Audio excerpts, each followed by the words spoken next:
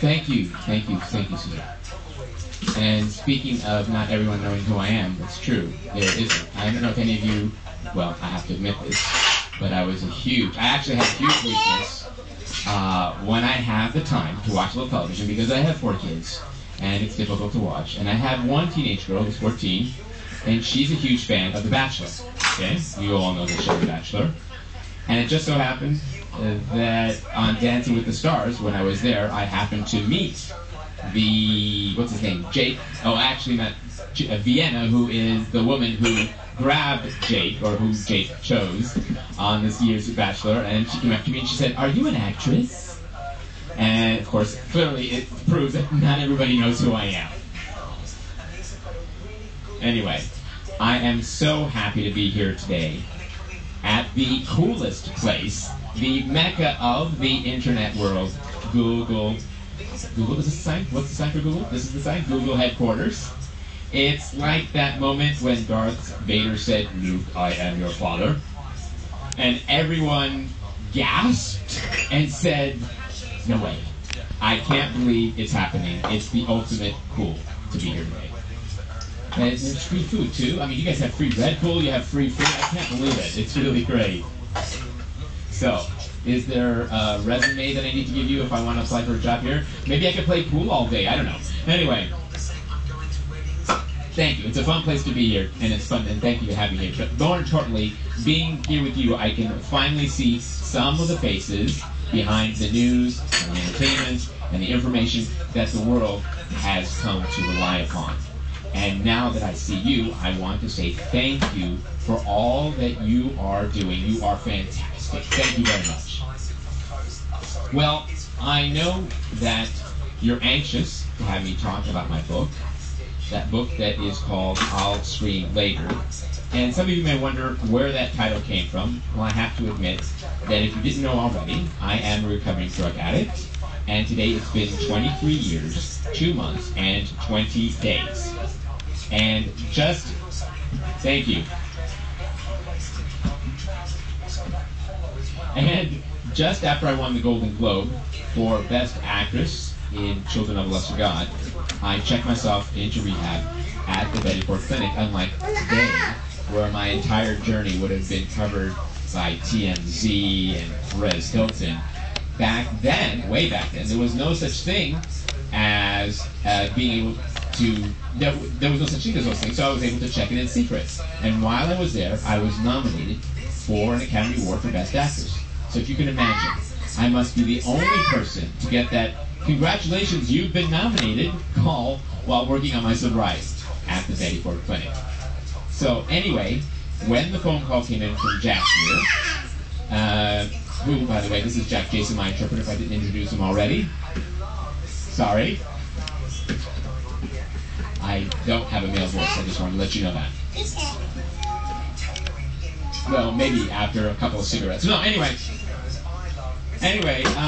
he asked me for a reaction or a statement, which wasn't going to be "staying sober." No, thank you for the nomination, but I'm staying sober, I'm keeping sober. No, I didn't want to say that. So instead, I said, "Tell them I'll scream later." And that phrase stuck with me ever since. And I think it strikes the right tone of humor and irony coming from this deaf gal, because as you'll see in my book, I may be deaf, but I'm probably one of the loudest people you'll ever meet. My good friend and mentor, Henry Winkler, put it perfectly when he told me, "If you will it, it is not a dream. For me, if you will it, it is not a dream. It's about intention." And for me, even though I was different than everyone else, I had the will and the desire to make something happen for myself. And everything else just followed. But times have changed. Though today I'm an actress and a film producer, as well as an advocate for children's and disability-related causes, and most recently a dancer on Dancing with the Stars. I hope you voted for me. Okay. I'm also a mother of 4, and as a result, I'm a cook, and a carpool driver, and a room mother, and a conflict mediator, and a closet organizer, and a pretend matchbox. Seriously, life is good. It's been 22 years since critics said that I won my Academy Award out of pity, and that I would never work in Hollywood again, simply because I was deaf. And I'm still here. The barriers that many had predicted would stop my career dead in its tracks have virtually vanished. Thanks to many working actors like me who are deaf or differently able, attitudes have changed. Now, most of the barriers I face are more humorous than they are distressing. And here are a couple of examples. Because once, when I was working on a television show with Mark Harmon called Reasonable Doubts, many of you are probably too young to even know this program was on the air. But anyway, once while working the program, an NBC executive came to visit the studio where we were shooting the show. And after watching me work for a little while, he said to the executive producer of the show, "You know that Marlee Matlin is great? She's great. Is she going to be deaf for the whole show?"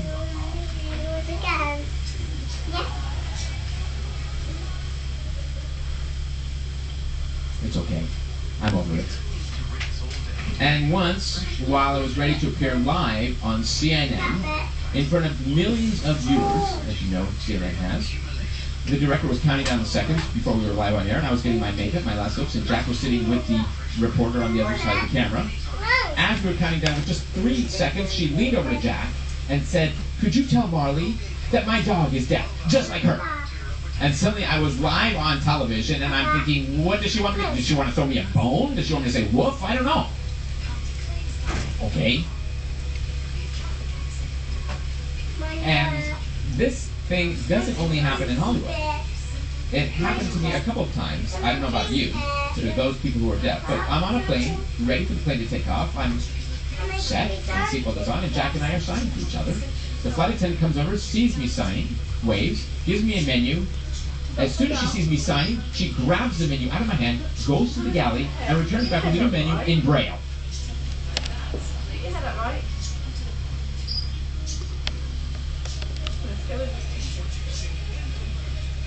Actually, they have to think about it for a moment, too.